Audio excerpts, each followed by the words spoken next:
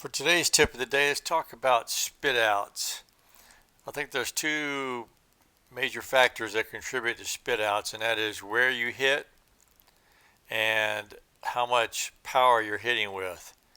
And the short answer is you want to hit low, ideally the bottom half of the chains, and then you don't want to overpower your shot, particularly if it's dead center. If you hit dead center with too much power, it'll go right through, hit the pole, bounce back out.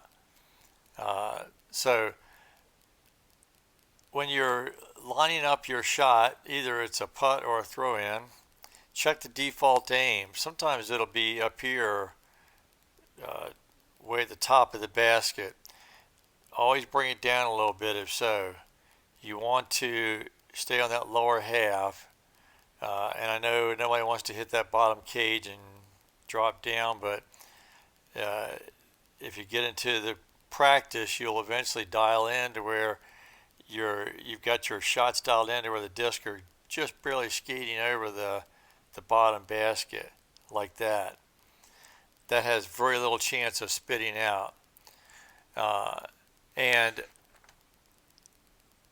as far as some other scenarios, elevated baskets are a huge spit out opportunity zone. I don't know what to tell you there other than try not to get too close. I think if it's an upshot and it's an elevated basket, try to stay 30 feet away. It's still an easy throw in, but it gives you a better angle to approach the basket with. You don't have such a steep shot up into the basket.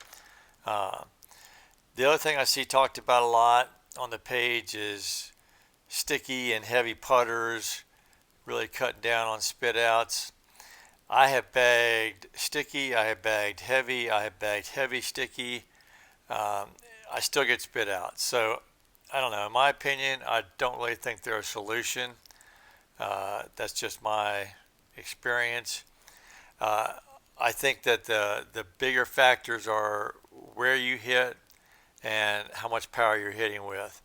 And if you get into the habit of lowering that aim just a little bit as part of your pre-shot routine, I think you'll experience less spit outs.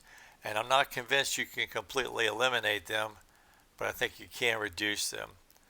So, hope you learned something, and we'll see you around the valley.